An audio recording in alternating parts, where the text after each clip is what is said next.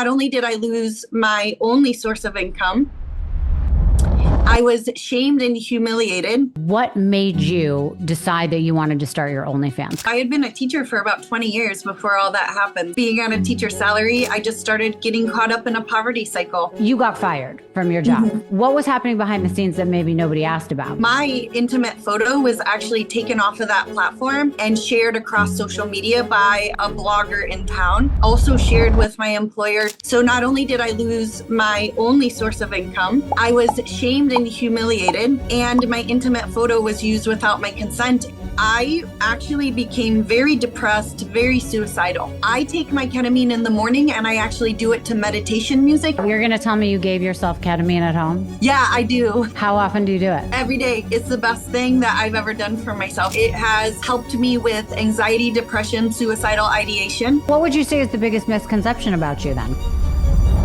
I did anything out of any sort of sexual deviance. Hey everybody, it's Rachel here. I get asked about my hair all the time, and today I'm spilling the tea on my secret weapon, the Dr. C Tuna Hair Care Reviving line from Farmasi. Seriously, if you've ever used a shampoo that leaves your hair feeling stripped, dry, even staticky, you know exactly what I mean. This shampoo cleans your hair so perfectly that it feels super clean, light, and bouncy without that over dry, flat, I lost all my moisture vibe. And then there's the conditioner. It makes your hair incredibly soft and silky, yet never greasy, which is really important to me. I sometimes get nervous about using conditioner because I feel like it's going to grease my hair too quickly. And you're not weighed down or ever worried that you're going to have that heavy feeling later. It's packed with nourishing ingredients that revitalize your strands, boost shine, and even help you manage your frizz. And the best part, you get these luxury hair products without paying a luxury price. Yes, you can indulge in that high-end feel and transformation without breaking the bank. Trust me, once you've tried the Dr. C Tuna Reviving line, you'll notice your hair looking and feeling amazing. Get ready to rock that hair that's as healthy as it is gorgeous. You deserve it. Go to www.farmacyus.com. That's spelled farmasius.com/Yucatel, my last name, and find the products there. The website is packed with all sorts of my favorites. Definitely make sure you check it out. And also the link will be in our show notes.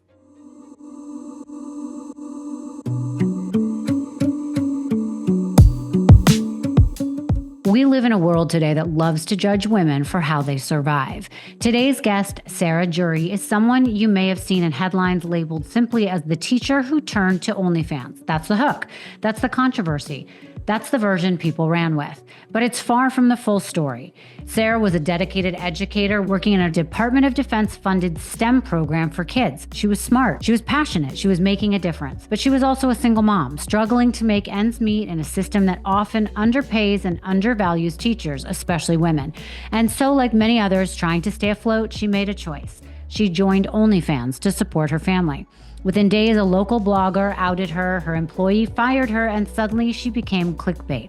And another woman thrown to the wolves for doing what she had to do to keep her kids safe, clothed, and fed. I wanted Sara on the show because her story forces us to confront our own hypocrisy. We say we support women, we say we value hard work, but what happens when that work makes us uncomfortable? This episode is about so much more than a platform. It is about the impossible expectations placed on women, especially single mothers. It's about the need for financial freedom, where no woman has to rely on someone else to feel safe in her bank account. It's about redefining respect, autonomy, and the power to make decisions that others might not understand, but that you know are necessary. Sara's story is raw, it's complicated, and it's exactly the kind of conversation we need to be having. So if you've ever looked at someone from the outside and made assumptions, this episode is for you. Sara, thank you so much for joining me today on Misunderstood. I'm so excited that you're here.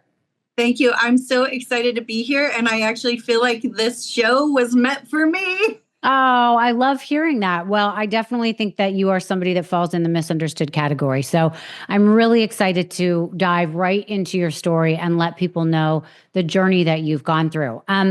So let's just start here. You've been thrust into the spotlight for something deeply personal, and we're going to get to that. But I kind of want to know, let's start at the moment, what made you decide that you wanted to start your OnlyFans? Kind of get into that moment for you. Yeah, that's a great question. So, I had gone through a divorce and my mom had died. So, both of my parents have passed away.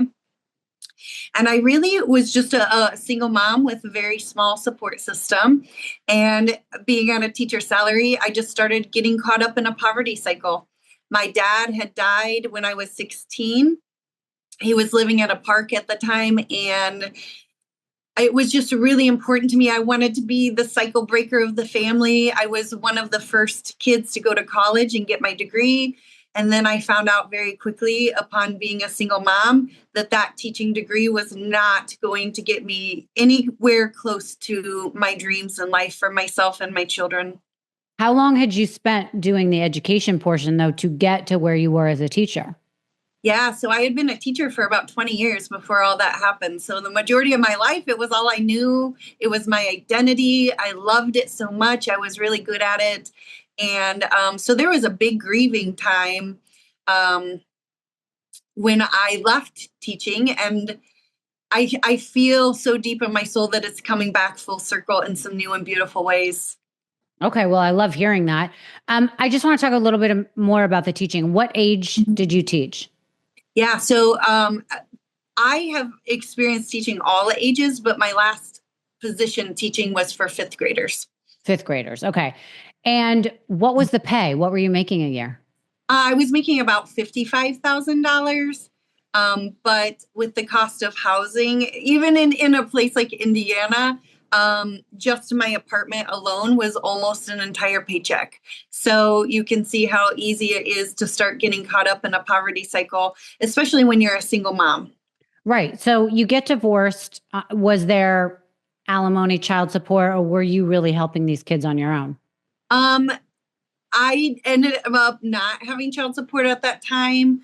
Um, but like I had mentioned, my mom had died shortly after getting divorced. So I wasn't in a desperate financial position in the very beginning. Okay. I did have some financial support. Thankfully, my mom had left a little something behind. But kind of towards the end there, I was starting to feel the real stress and trauma that people are under when they are starting to worry about even their basic needs being covered.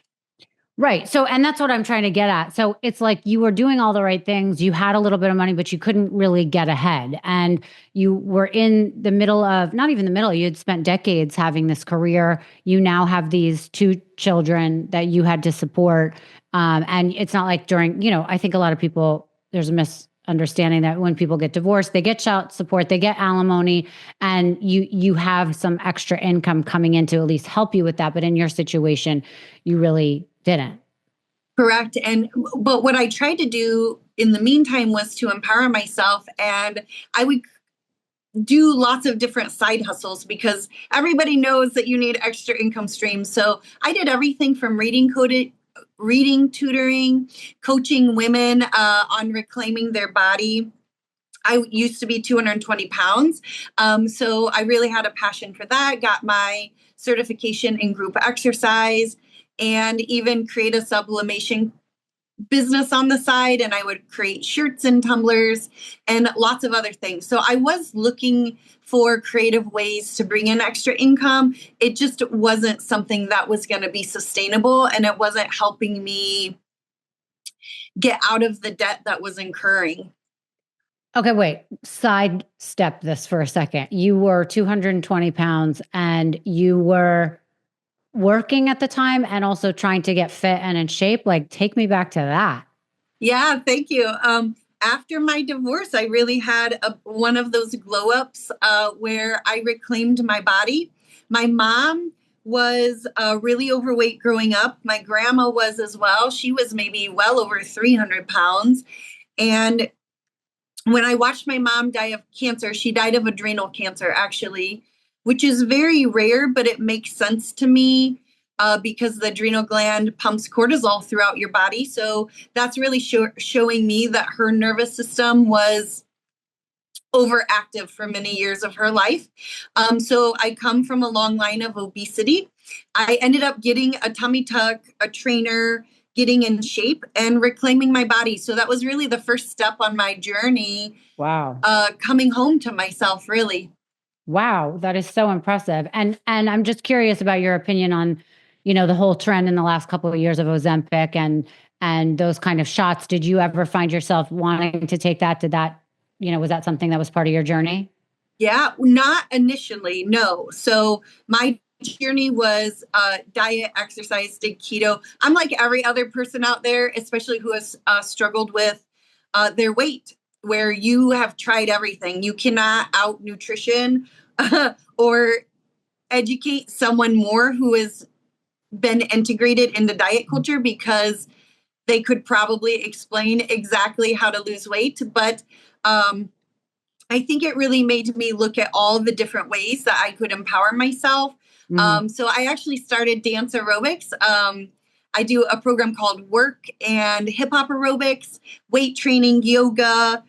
So somatic therapy was one way that I learned and discovered how to move trauma out of my body. Actually, I didn't know that's what I was doing at the time. But later on, I realized when you have a lot of trauma in your life, it gets stored in your physical and energetic body, and you got to find a way to release it. And so I found a lot of fun and empowering ways that helped me really tap into my body. And my journey was really more about learning how to have self-compassion and being gentle. But I have tried semaglutide more recently. I'm not on it right now, but I think for me, I believe that any way that a person, any tool that a person finds that helps them reclaim their body and feel empowered is a tool that they should try. So for me, it's a no judgment zone always. Right, of course. Okay, so now let's talk about what happened. You made the decision that you were going to try something new. How did you hear about OnlyFans? Had you signed up for it? Did you watch someone else's to see what they were doing? That's a great question. I probably should have. But no, basically, there was a mom in town who had started a page, and she had been posting that she had made about $10,000 her very first month. And for me, being very entrepreneurial, I was like, dang, I would only need to do this about 2 months. And then I could pay my credit card debt off. So unfortunately, I didn't actually know anything about the platform. I really didn't have any time to explore on it or learn. I didn't have a fan base at the time. I really didn't know what I was getting myself into. Right. Because I'd heard of the platform, but I didn't know really what was happening on the platform. So did you have a concept of what you were going to do? Did you think you were going to be cooking on it? Did you think you had to get into a bathing suit, or did you think it had to be more risque? That's a good question. I mean, I felt like the risque part, I mean, I understood, especially OnlyFans became very popular during COVID.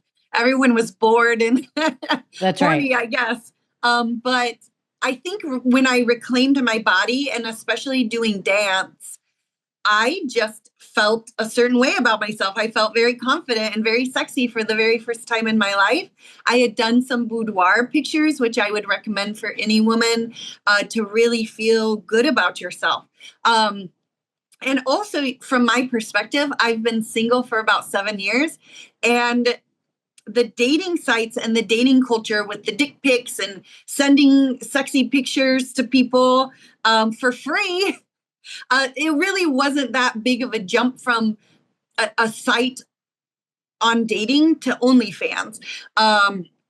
And so because I was already doing things like that in my single life, I figured let's try to make some money on it.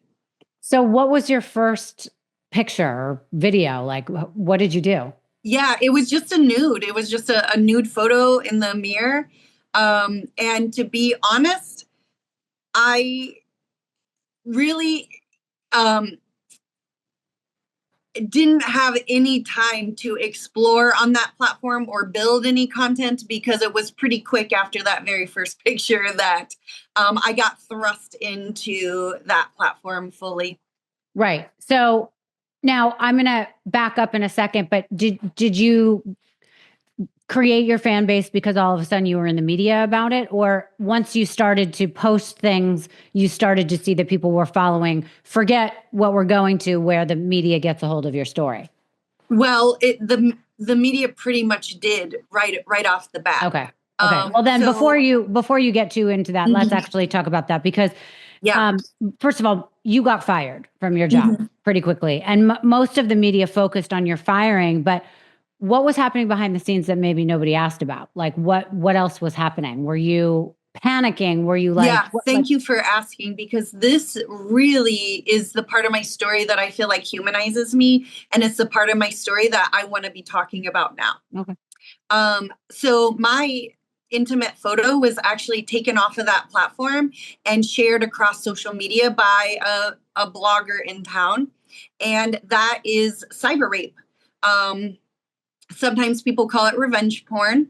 It's something that I would like to bring awareness to because just like in any experience where you're going to be intimate and share yourself in any intimate way, there is a level of consent. Even when you join the platform, you do have to subscribe to a code of conduct that you're not going to take that creator's images and that you're not going to share them without their consent. In fact, there's copyright laws because any content shared on that platform belongs to the content maker.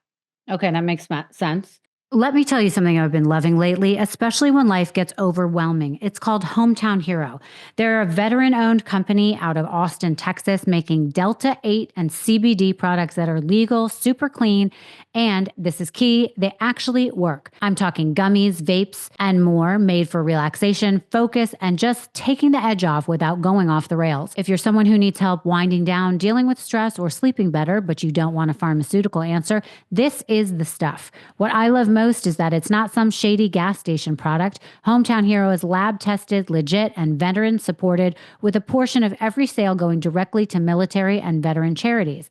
And here's the bonus, they ship discreetly and fast to your door, no prescription needed. So if you've been looking for a better way to chill, focus, or sleep, head to hometownhero.com and use the code understood for 20% off your first order. That's hometownhero.com. Use code understood. You deserve to feel good naturally.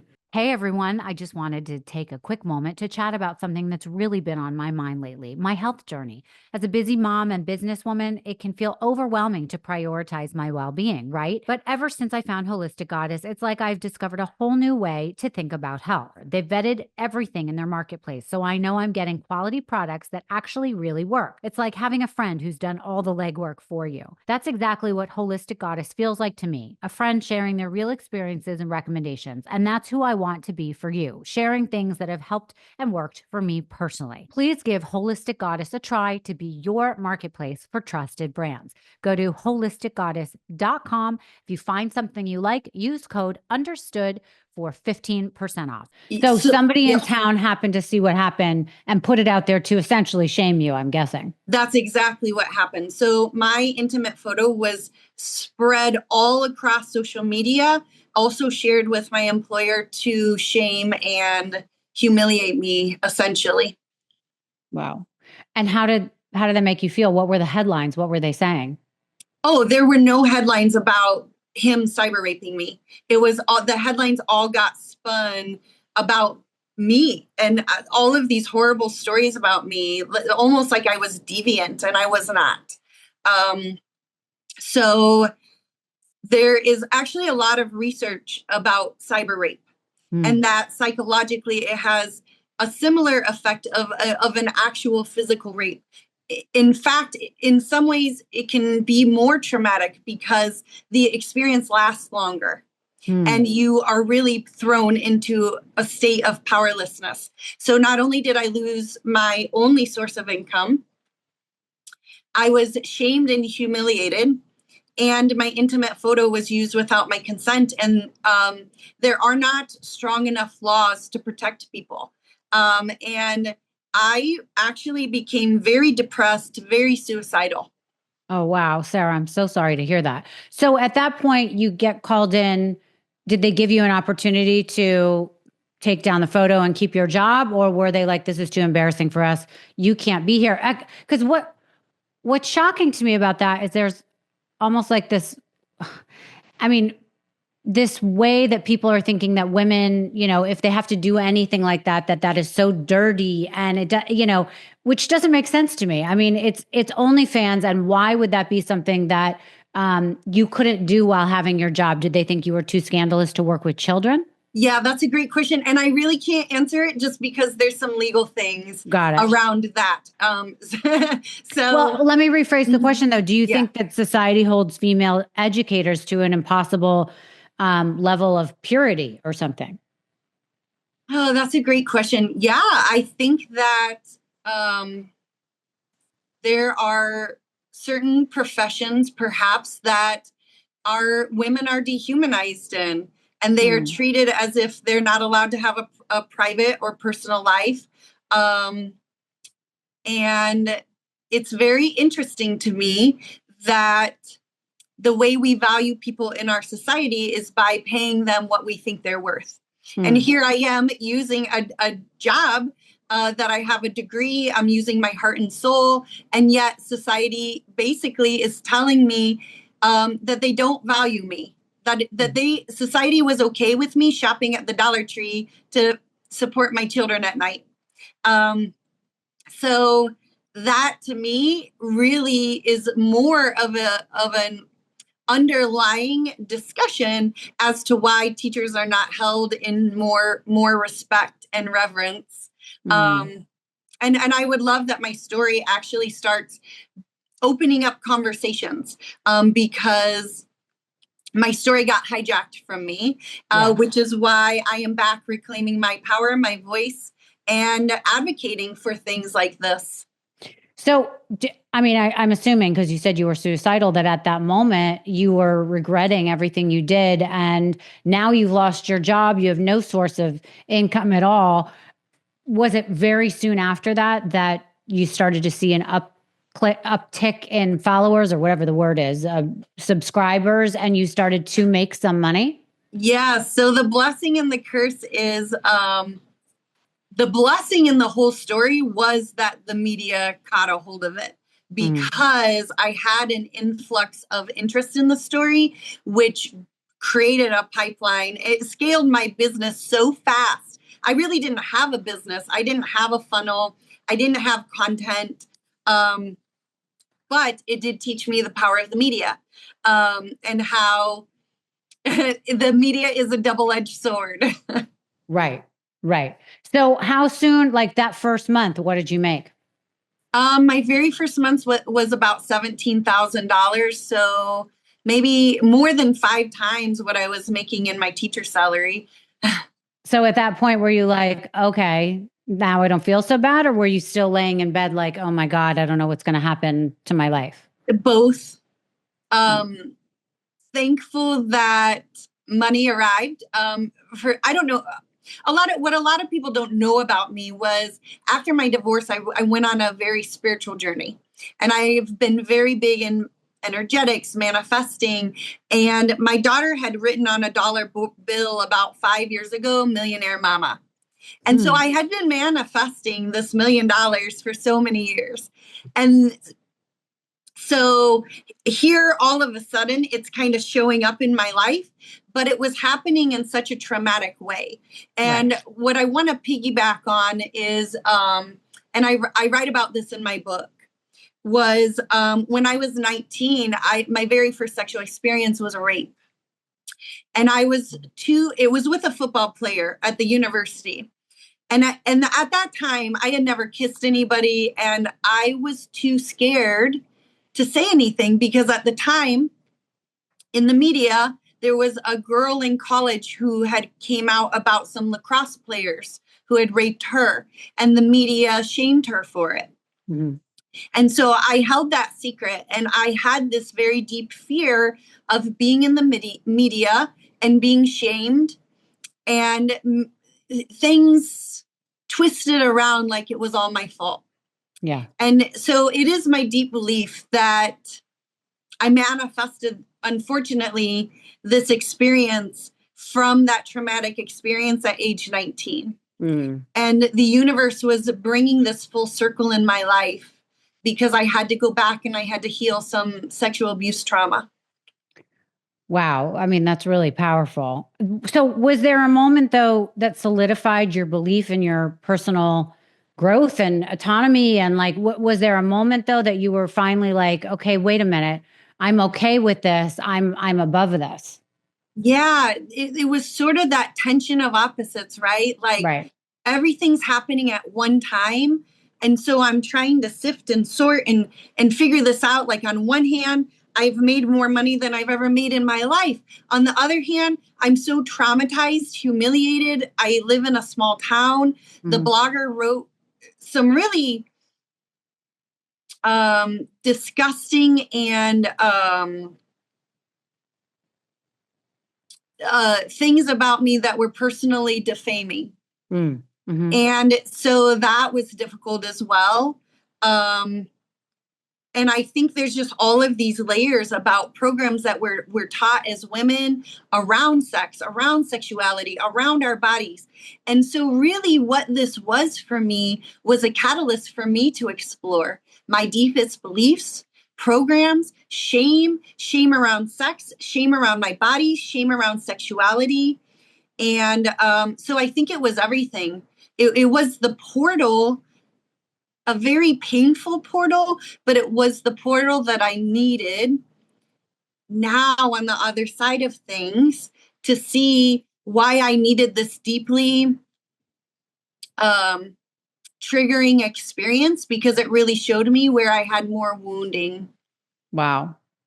So explain then the growth of your page and your followers. I mean, so the first month you were making 17,000. Where did it progress? Well, the one thing about that platform was it was very up and down. And so I did things like pitch myself back out to the media outlets. I ended up closing that page down and actually just moving completely away from it because I was feeling more, and what I had not established on my page was where my boundaries were. And what I was going to ask you, what did you feel like you needed to do to make the money? Yeah. And what people don't know is that I, as a spiritual woman, spend most of my singlehood celibate.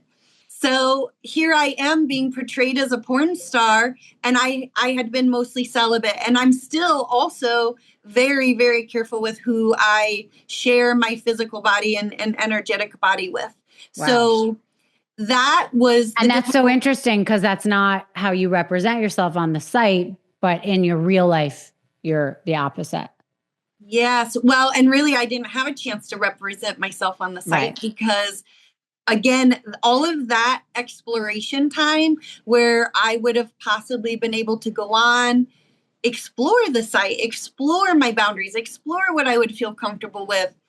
All of a sudden, I am having to learn my boundaries as I go. And some things about that were good, and some things about that I realized I crossed some boundaries within myself. And so the more freeing and liberating thing for me was actually to close my page down entirely and to take some time kind of in hermit mode to rebuild my life in a way that really felt authentic to me.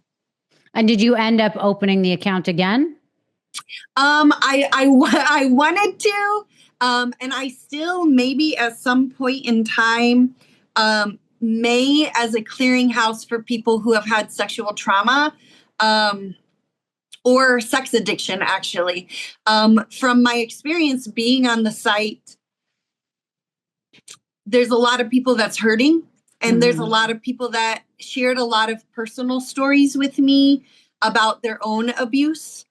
And so I really want to do some work there, especially in the spiritual realm, because there's a lot of healing for people around this issue, which is why I'm still very open to talking about such a taboo subject. Sure. I just want to do it in ways that are healing, kind, promote empowerment around these issues. So I think that the point of what you're trying to get to is like you had to find your own path, and it was a triggering path for you, let's say, and difficult and shaming, but you were able to sort of understand your, what was empowering for you, understand your boundaries, understand how you connected with people and the world around you, and take into control your financial freedom. So, but you had to go through some lessons to do that, which were not very easy. I guess, well, I think anyone listening would say, two-part question. How long did you end up staying on the site then after all this? And number two, how do you make money then now that that was something you had to go to when you lost your first job? So what did you then transition that into so you were making more than what you were doing as a teacher also? Yeah, those are good questions. So I stayed about a year and a half on the platform. During that time, I actually found ketamine therapy. And that's something else that's a little taboo. It's not as mainstream. But because I had a lot of deep PTSD and traumas from childhood, from sexual abuse, from being cyber raped, to be honest, I needed to close things down because I needed to go and do some deeper healing work, especially because I was suicidal. And I needed to withdraw because actually being in the media was pretty traumatic for me as well, because I felt like my story was so hijacked. My voice was stolen from me in a lot of ways. Well, what would you say is the biggest misconception about you then? Because obviously you felt so misunderstood. Yeah, I would say that the biggest misconception about me was that I did anything out of any sort of sexual deviance. And that is just not the case. It's just really not the case. I actually believe in sacred sexuality. What is that? That basically means that when you have a sexual experience with somebody, that you create energetic ties with them, so that you need to be very conscious of who you let have access and share your body. I believe that sex is a beautiful gift from God, and that we have a dating culture that treats people like sexual consumables, and that it's doing a lot of wounding between humans. So I take it you're not on any of the dating apps.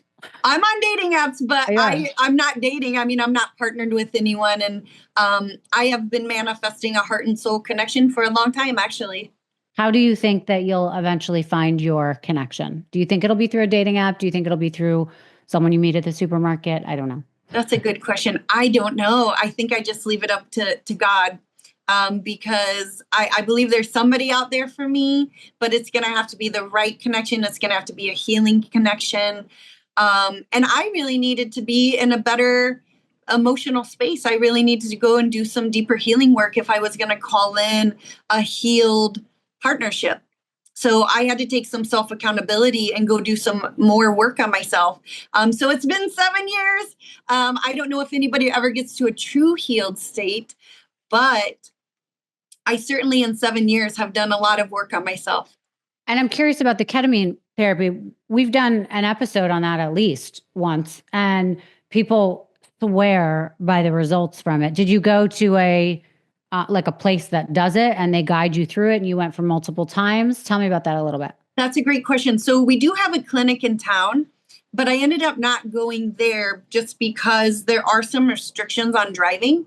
So I ended up doing like an at-home mail order subscription service. So you do work with a nurse the whole time. But essentially, ketamine is a psychedelic that people do use. Time out. You're going to tell me you gave yourself ketamine at home? Yeah, I do. Oh, you still do it? Yeah. Mm-hmm. How often do you do it? And every day. It's the best thing that I've ever done for myself. It has helped me with anxiety, depression, suicidal ideation. It has made me think more clear. I would not be talking here just because the effects of my PTSD were pretty severe. Okay, wait a second. I need some more details on this. Yeah. So every day, do you do it at a certain time of day? How are you functioning right now? Yeah. Oh my gosh, I'm functioning the best I've ever functioned. Actually, I didn't realize how well I did know. I knew how disorganized my brain was and dysregulated my nervous system was, but traditional anti-anxiety and antidepressants were not helpful to me. Right. And they say that's the time when most people do turn to ketamine therapy. And it does, for many people, changes the way that they are able to function, because before they were trying drugs, they were trying seeing therapists, and none of it worked. And they could do that for years and it didn't work. Or it stifled who they are. Like that medicine makes you foggy and not really dealing with the issue. And I think ketamine taps you into your own brain where you can deal with it. It does. You said it perfectly. So ketamine, there's a lot of research that shows that if you've had a lot of trauma, especially if you've had trauma as a child, so your very first 7 years of life is where your subconscious mind is being created. And my dad was verbally and physically abusive to my mom and my siblings. So I watched a lot of abuse growing up during that time when my brain and nervous system were being developed. So I never knew what it would be like to have a regulated nervous system, because my entire life. And then I started having more trauma and compounded trauma, which is what a lot of my book is about. It's for people who have experienced trauma and they're having difficulty manifesting because their trauma essentially is blocking their manifestations. Right. So, right. So ketamine, wait, can you go ahead? Yep. Ketamine, actually, there is a lot of research that ketamine goes in and helps heal trauma brains. So ketamine helps with the neuroplasticity of your brain. It helps create more neural pathways. And for me, as you were saying, traditional antidepressants can actually numb you out. Yeah. What happened to me was my nervous system was stuck in fight, flight, and freeze. And my default thinking was negative, fear-based. I was scared of everything because my world had been stripped away from me and I had no stability left. What ketamine did for me was it helped me move from those negative emotions on the negative part of the scale, and it moved me to the positive. Now I can experience joy, excitement, enthusiasm. I can think clearly. I actually wrote a book. It opened up my crown chakra. I channeled my book from God, actually. I wanted to write a book a couple years ago called The Audacity to Dream. But then that was when I realized, my book is really about God being my sugar daddy, because it's the ultimate source of abundance, joy, love, and that you have a connection with God. You have a connection to everything. I take my ketamine in the morning and I actually do it to meditation music, because music enhances the ketamine experience. And it's a pill or a shot? Oh, that's a great question. What I have is it's almost like a little matte wax melt that goes between your gum and your cheek, and you let it dissolve.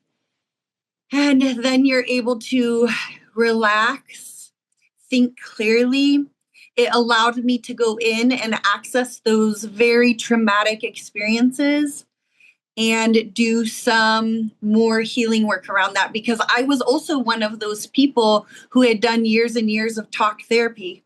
And you will stay in talk therapy forever. You really need a tool that's going to be able to help you on a biochemical level. Those therapists cannot help change your brain or your nervous system.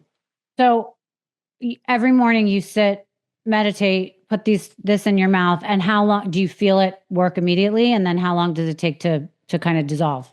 That's a good question. I would say it takes me about 20 minutes for it to dissolve, and then you get like a really good 20-minute experience. But what I really love about it is that you never feel high. You never feel out of control, which is important for me. I'm always cognizant, conscious, and clear thinking when I'm experiencing this. Wow. Okay.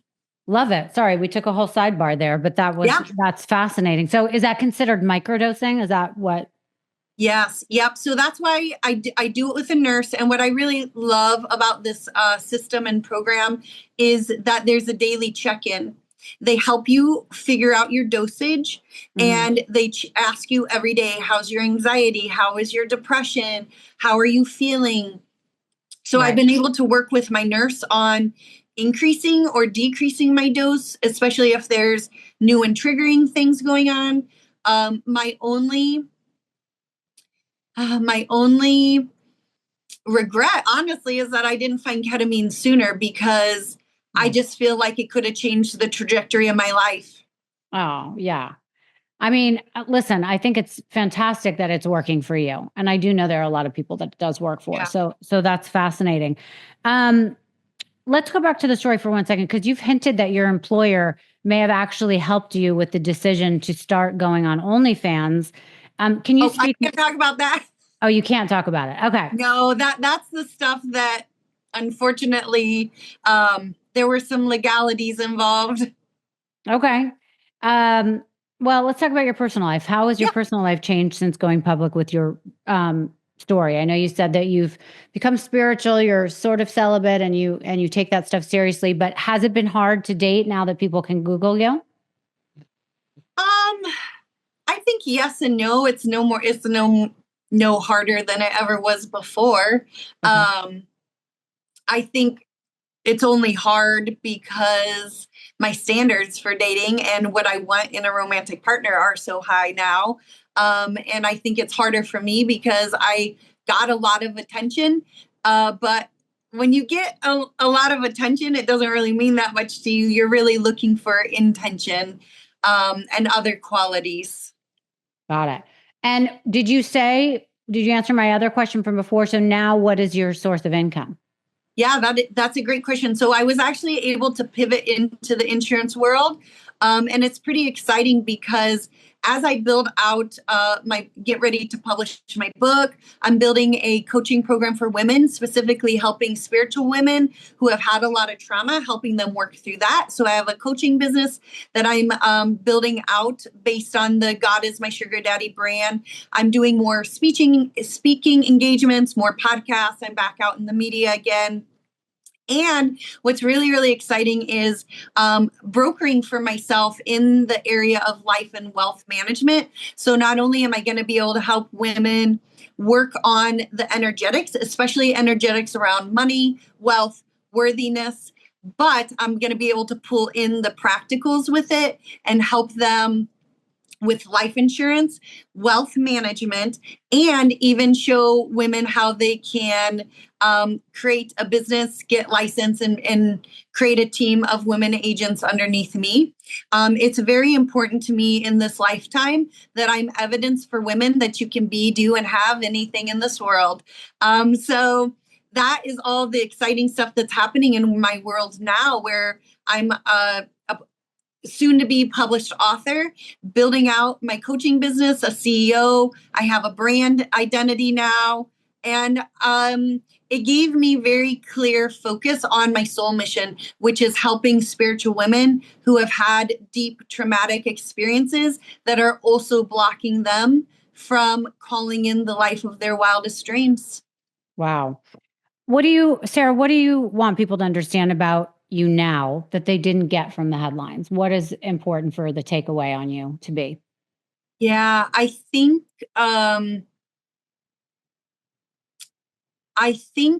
that what I would say is that every human in the world has a story that if you heard it, it would break your heart. And just because there's a story out there about a person, it does not mean that you know that person or that you know the intimate details of that person's story. And that it's so important, especially for women, that you reclaim your story, your voice, and your power. At any point in time, you are able to offer this universe a plot twist, and that you are a co-creator with God in this universe, that you are here to create magic, and to never let anybody hijack your story. You're not here to be a powerless person. You are here to be empowered in every every way in your life and that your story belongs to you. I love that. Sara, I'm so happy that you are here to set the record straight on who you are and what was misunderstood about you. You did a great job explaining what you're working on in the future. If people want to work with you, buy your book when it comes out, get some coaching, where can they find you? Yes, absolutely. So you can find me on my Instagram page at Sara Juree. My book is going to be published soon. I'm rolling out my coaching program that's going to be called Unblocked and Unstoppable. And we're here to reclaim our beauty, our power, our divinity, our abundance. And I am so excited to be working with women and really working on locking those things in with them. Amazing. Sara, thank you. It's been an honor. Thank you. Same.